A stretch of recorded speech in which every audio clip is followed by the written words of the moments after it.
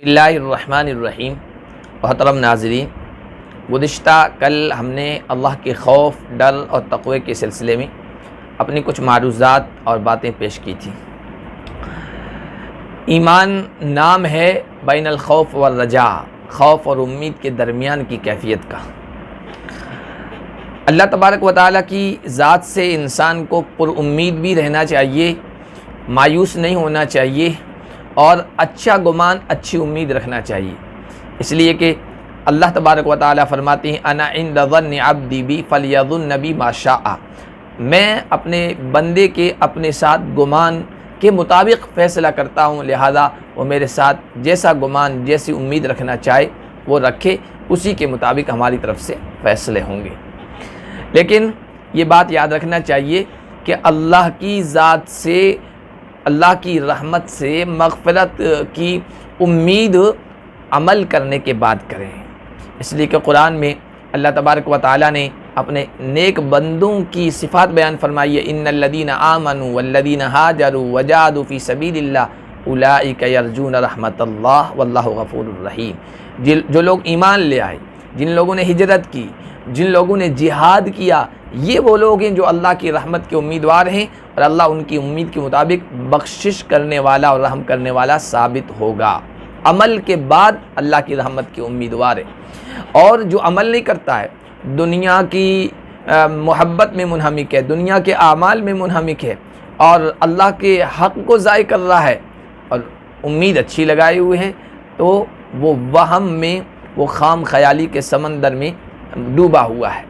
इसलिए कि अल्लाह तबारक व तआला ने कहा, फ़ख़लफ़ मिन बअदिहिम ख़ल्फ़ुन वरिथुल किताब यअख़ुज़ून अरज़ हाज़ल अदना व यक़ूलून सयुग़फ़रु लना। उनके बाद उनके ऐसे जानशीं आए, पीछे आने वाली नस्ल ऐसी आई जो इस किताब की वारिस बनी और जो दुनिया के पीछे पड़ गई, जो दुनिया की चीज़ों को और सामान को बस हासिल करने के पीछे पड़ी हुई है और कहती ये है सयुग़फ़रु लना, हमें माफ़ कर दिया जाएगा, हमारी बख्शिश कर दी जाएगी, अमल के बग़ैर उम्मीद लगाए हुए हैं। अल्लाह ने उनकी मज़म्मत बयान फरमाई। जो अल्लाह के हक़ में तफरीद कर रहा है, कोताही कर रहा है और फिर कहता है कि वहाँ अच्छा अंजाम मेरा होगा, अल्लाह ने उसकी मज़म्मत बयान फरमाई। वक़ाल वला इन रुजइतु इला रब्बी इन्नली इंद रब्बी लल हुस्ना। अमल तो नहीं है, लेकिन कह रहा है मैं अपने रब की तरफ लौटाया गया तो मुझे वहाँ भी अच्छा अंजाम मिलेगा। यानी अल्लाह मज़म्मत के अंदाज़ में, उस्लूब में उसको बयान फरमा रहे। हमारे एक बुज़ुर्ग गुज़रे हैं, हज़रत अबू क़दामा मुक़द्दसी, वो फरमाया करते थे कि अरबाब क़ुलूब, अरबाब इल्म, दिलों वाले जानते हैं कि दुनिया या आखिरत की खेती है और दिल की मिसाल ज़मीन की सी है और उस ज़मीन के अंदर जो बीज डाला जाएगा ये बीज ईमान है। और वो दिल जो दुनिया की मोहब्बत में, दुनिया के कामों में मुनहमिक है, मशगूल है, उसकी मिसाल बंजर, खुरदरी, खारी ज़मीन की तरह है जिसमें कोई बीज पनपता नहीं है, कोई खेती उगती नहीं है, कोई पौधा नहीं उगता है। और क़यामत का दिन यौमुल हसाद, खेती के काटने का दिन है और ज़ाहिर सी बात है इंसान वही काटेगा जो वो बोएगा। और जिस तरह बंजर और खुरदरी खारी ज़मीन में कोई खेती, कोई बीज, कोई पौधा परवान नहीं चढ़ता है, इसी तरह ईमान का जो बीज है ये बद अखलाक़ी और दिल की गंदगी के साथ परवान नहीं चढ़ता है। इस मामले में वो कहते हैं कि जो बंदा अल्लाह की मग़फ़िरत से उम्मीद लगाए हुए है, अल्लाह की रहमत का उम्मीदवार बना हुआ है, उसकी मिसाल काश्तकार, ज़मीन वाले, खेती करने वाले की तरह है। जो आदमी अच्छी ज़मीन ढूंढेगा, फिर उसमें अच्छा बीज डालेगा और फिर उसमें पानी डालेगा ज़रूरत के वक्त, और फिर जिस ज़मीन पर खेती की है वहाँ से खुदरो पौधे, कांटेदार दरख्त और उगने वाली चीज़ें जो खेती को नुकसान पहुँचाती है उनको दूर करेगा, उनको हटाएगा और फिर वो इस उम्मीद के साथ बैठेगा, इंतज़ार करते हुए कि अब अल्लाह तबारक व तआला बिजली से, ओलों से, आंधी तूफ़ान से, टिड्डी दल से मेरी खेती की हिफाजत करेगा। अब अल्लाह की ज़ात से उम्मीद लगाए हुए है तो फिर ये खेती परवान चढ़ेगी, पूरी होगी, उससे गल्ला निकलेगा और उससे उसको फ़ायदा होगा। ये इंतज़ार अल्लाह की ज़ात से अच्छी उम्मीद लगाए हुए कर रहा है।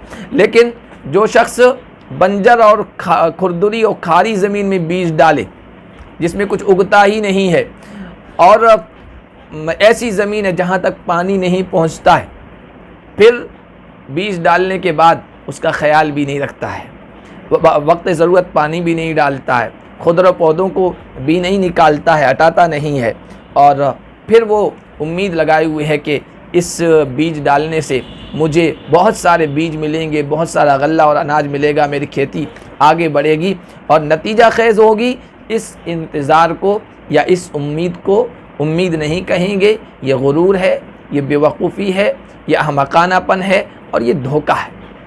इसी तरह जो बग़ैर अमल के अल्लाह की ज़ात से, अल्लाह की मग़फ़िरत और रहमत की उम्मीद लगाए हुए है, वो भी धोखे में है। बहरहाल अल्लाह की रहमत का उम्मीदवार ये आमाल के बाद, अमल करने के बाद होना चाहिए। फिर उम्मीद रखें तो अल्लाह तबारक व तआला वाक़ई बड़ा रहीम है, बड़ा गफ़ूर है। हज़रत अनस कहते हैं अल्लाह के नबी सल्लल्लाहु अलैहि वसल्लम एक नौजवान के पास गए जो आखिरी लम्हात में था, सकरात के आलम में, जाकनी के आलम में था। अल्लाह के नबी ने पूछा कैफ़ तजिदुका, अपने आप को कैसी हालत में पा रहे हो?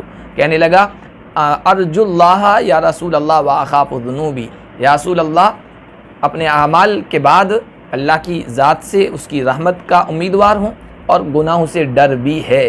तो अल्लाह के नबी ने फरमाया ला यस्तमिआनी फ़ी क़ल्बि अब्दिन अय अल खौफ़ व रजा फ़ी मिस्लि हाज़ल मौत इल्ला अताहु अल्लज़ी यरजू व अमनहु मिनल्लज़ी यख़ाफ़। इस जैसे मौके पर, यानी आखिरी लम्हात में दुनिया से जाते हुए जिस बंदे के अंदर ये दो चीज़ें पैदा हो गई कि अल्लाह की ज़ात से रहमत का भी उम्मीदवार है और अपने गुनाहों का भी खौफ और डर लगा हुआ है, तो अल्लाह तबारक व तआला उसको वो चीज़ अता फ़रमाते हैं जिसकी अल्लाह की ज़ात से उम्मीद लगाए हुए है, और उस चीज़ से अमन अता फ़रमाते हैं जिससे डर रहा है। हज़रत अब्दुल्लाह इब्न मुबारक कहते हैं कि मैं हज़रत सुफियान सौरी के पास गया, वो मैदान अरफ़ात में थे, हज के अय्याम में मैदान अरफ़ात हाजियों से भरा हुआ था, और वो घुटनों के बल बैठकर रो रहे थे। वाइनाहु तज़रिफ़ान दुमू, आँखों से आंसू बह रहे थे। मैंने सवाल किया हज़रत मन अस्वा हादल जमी हालन, इस पूरे मजमे में सबसे बुरी हालत वाला कौन है?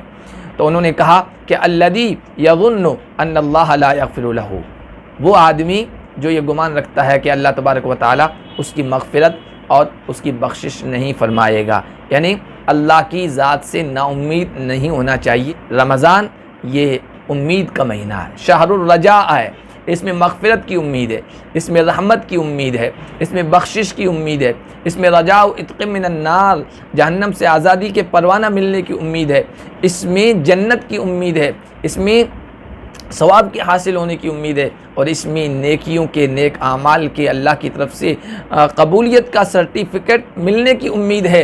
लिहाजा ये सारी उम्मीदें इंसान को अपने दिल में अमल के बाद रखना चाहिए, और अल्लाह की ज़ात से यही उम्मीद रखना चाहिए अल्लाह हमारे आमाल को कबूल कर लेगा। बंदों को इस माह में अल्लाह की रहमत का उम्मीदवार बनाना चाहिए, मायूस नहीं करना चाहिए। हज़रत अली रज़ी अल्लाह तआला अन्हु फरमाया करते थे कि इन्नमल आलिम अल्लज़ी ला युक़नितुन नास मिन रहमतिल्लाह वला युअम्मिनुहुम मिन मकरिल्लाह। सही आलिम वो है जो बंदों को अल्लाह की रहमत से मायूस भी नहीं करता है और अल्लाह के अज़ाब से मुतमईन भी नहीं रखता है, यानी खौफ की भी उनके अंदर कैफियत पैदा करता है और उम्मीद की भी उनके अंदर कैफियत पैदा करता है। अल्लाह तबारक व तआला की ज़ात से अमल के बाद अच्छा उम्मीद रखें। अल्लाह के नबी सल्लल्लाहु अलैहि वसल्लम भी अल्लाह की ज़ात से अच्छी उम्मीद रखा करते थे। एक मरतबा सहाबा के दरमियान का अर्जू अन तकूनु रुबअ अहलिल जन्नह, मुझे अल्लाह की ज़ात से उम्मीद है कि तुम जन्नत वालों में से 1/4 होगे। सहाबा ने इस खुशी में नारे तकबीर बुलंद किया। फिर अल्लाह के नबी ने फरमाया अर्जू अन तकूनु सुलुस अहलिल जन्नह, मुझे अल्लाह की ज़ात से उम्मीद है कि पूरे जन्नतियों में तुम्हारी तादाद 1/3 होगी। सहाबा ने फिर खुशी में नारे तकबीर बुलंद किया। हुज़ूर ने फरमाया अर्जू अन तकूनु निस्फ़ अहलिल जन्नह, मुझे अल्लाह की ज़ात से उम्मीद है कि जन्नत में जितने लोग जाएंगे उनमें आधी तादाद, निस्फ़ तुम होगे। सहाबा ने फिर नारे तकबीर बुलंद किया। चुनांचे अल्लाह तबारक व तआला ने अपने हबीब मोहम्मद मुस्तफ़ा की इस रजा, इस उम्मीद को पूरा भी फरमाया। चुनांचे दूसरी हदीस में आया, अल्लाह के नबी सल्लल्लाहु अलैहि वसल्लम ने फरमाया अहलुल जन्नति इश्रून व मिअतु सफ़िन, जन्नतियों की तादाद जन्नत में 120 सफ़े होंगी। तमानून मिनहा मिन हादिहिल उम्मा, 80 सफ़े इस उम्मत की होंगी, व अर्बाउन मिन साइरिल उमम, और बाकी 40 सफ़े दूसरी उम्मतों से होगी। तो अल्लाह ने अपने नबी की उम्मीद को भी पूरा फरमा दिया। अल्लाह तबारक व तआला आमाल के बाद हमें भी अपनी ज़ात से पुरुम्मीद रहने की तौफ़ीक़ अता फ़रमाए और हमारे दिलों में उम्मीद का चिराग रोशन फरमाए।